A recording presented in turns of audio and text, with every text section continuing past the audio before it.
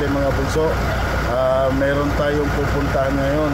We're heading towards north. Meron tayong pupuntang isang OC national na 45 years old na nang hindi nakikita yung kanyang anak. So luckily tayo ang nakakita ng anak niya sa social media at nagkakaroon na tayo ng connection. Pupuntahan natin siya para magkaroon siya ng connection sa social media kasi uuwi yung anak niya na pauwi ko sa July 9. So para magkita sila finally after 45 years. So we're heading Zambales para makausap natin itong OC national na to na medyo matanda na kaya 45 years old na niya nang hindi nakikita yung kanyang anak, no? Ngayon simula na to ng journey nila sa kanilang pagkikita.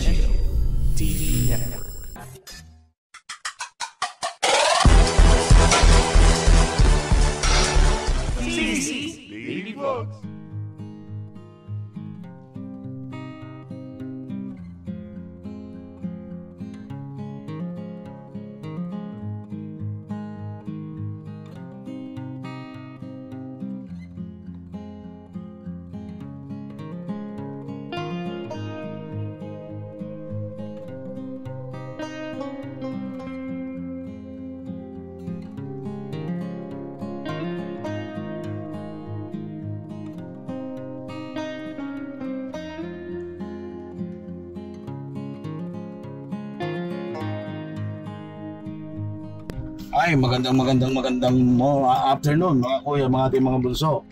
Dito tayo ngayon sa isang part ng Zambales. Na kung saan pupuntahan natin yung OC National na 45 years niyang hindi nakikita yung mga anak niya. Yung anak niya happens na ako ang nakakita.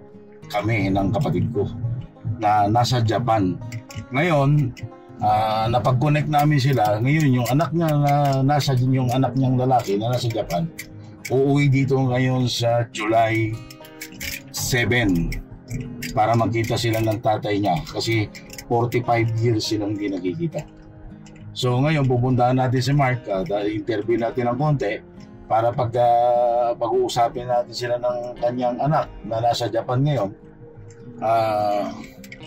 Yun, para magkaroon sila lalo ng connection, no? Actually, itong si Mark matanda na and he is longing to meet yung kanyang long lost son na nakita naman natin, tayo ang nakakita, no? By inserting through social media. So ngayon, papunta na tayo doon. We will get back to you.